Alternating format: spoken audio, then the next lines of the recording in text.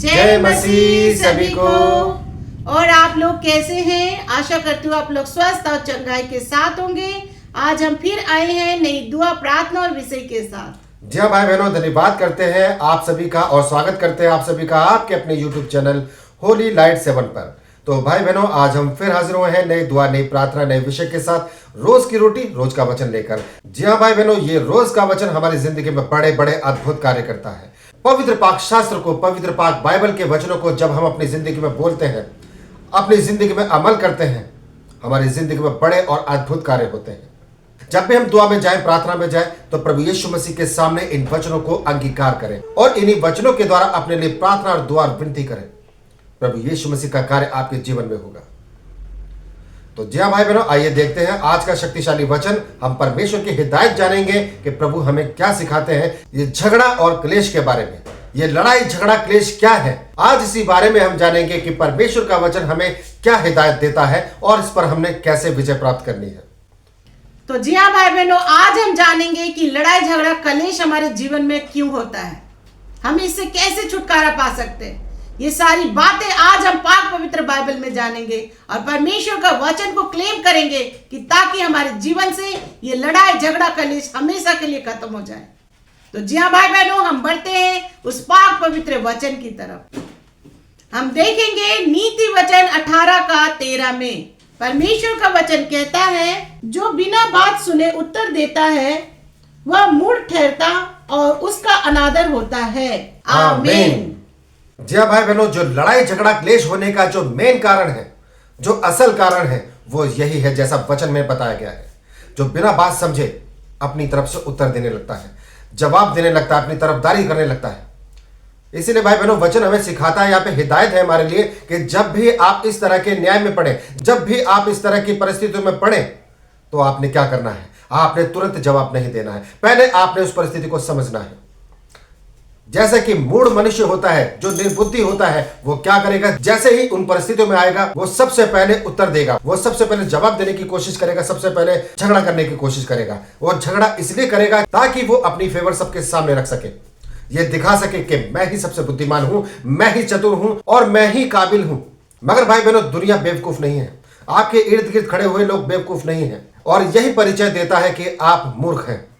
जब भी कोई इंसान, कोई मनुष्य इस तरह की हरकत करता है, तो वह पहचान लिया जाता है और सारा दोष उस पर आ पड़ता है, क्योंकि आपके अगेंस्ट वाला व्यक्ति जब आपके विरुद्ध में बोलेगा तो सारी दुनिया उसको ध्यान से सुनेगी और वो आपकी परिस्थिति को जान लेगा। क्योंकि जिस तरह से एक कहावत है कि बंद मुट्ठी लाख की होती है, मगर खुल जाए तो वो खाक होती है, क्योंकि सबको पता चल जाता है उसका भेद। इसलिए भाई बहनों, पहले उस वक्त को जानो, उस समय को जानो, पहचानो कि सामने वाला व्यक्ति आप पे क्या दोष लगाना चाहता है या उसकी नीयत क्या है।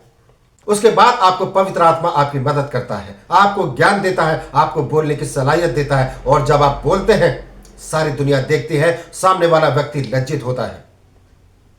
इसके लिए हमें दुआ करनी है, प्रार्थना करनी है, प्रभु यीशु मसीह के सम्मुख रहना है। जब आप रोज दुआ करते हैं, रोज प्रार्थना करते हैं, आपके जीवन में ऐसी कंडीशन कभी नहीं आएगी। और जब भी कभी आपके जीवन में ऐसी कंडीशन, ऐसी परिस्थिति किसी दूसरे व्यक्ति की तरफ से आए, तो पवित्र आत्मा आपकी अगुवाई करता है।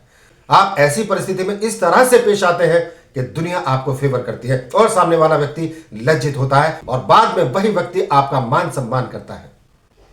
तो जी हाँ भाई बहनों, आपको सबसे पहले अपने मन की रक्षा करना है, क्योंकि मन में ही शैतान अटैक करता है, मन से ही शुरू करवाता है आपका लड़ाई झगड़ा और कलेश को। जब अपने मन को परमेश्वर को सौंपते हैं कि प्रभु अब जो भी परिस्थिति मेरे सामने है उसकी रक्षा तू कर रहा है, मेरे मन को तू चला प्रभु, मुझे क्या बोलना है, सामने वालों को कैसे जवाब देना है, ये मैं नहीं जानता, ये सब कुछ तू जानता है प्रभु जी। ये मन जो मेरा विचलित हो रहा, लड़ाई और झगड़े में पड़ रहा, उसकी रक्षा तू कर मेरे प्रभु। इस तरह से आपको उसी समय दुआ करनी है। एकदम से आपको सामने वालों को जवाब नहीं देना, बोलना नहीं है। आपको अपने मन को सबसे पहले परमेश्वर को सौंपना है, तब आप जो भी आंसर देंगे वो परमेश्वर के द्वारा होगा। क्योंकि यहाँ लिखा है एक वचन में, परमेश्वर का वचन में लिखा है, निर्गमन 14 के 14 में ये कहता है प्रभु कि यहोवा आप ही तुम्हारे लिए लड़ेगा, इसीलिए तुम चुपचाप रहो। कभी कभी ऐसा होता भाई बहनों कि हमें चुपचाप हो जाना पड़ता है, सामने वाला कितना भी ज्यादा बोले, लेकिन उस समय अपने आप को चुप रखना पड़ता है। अगर आप लड़ाई और झगड़े कलेश में नहीं पड़ना चाहते तो अपने आप को शांत रखिए थोड़े समय के लिए शांत हो जाइए। देखिए आपका हर एक कार्य आपके फेवर में होगा। लड़ाई झगड़ा शैतान की ओर से आता है और आपको वो गिराना चाहता है।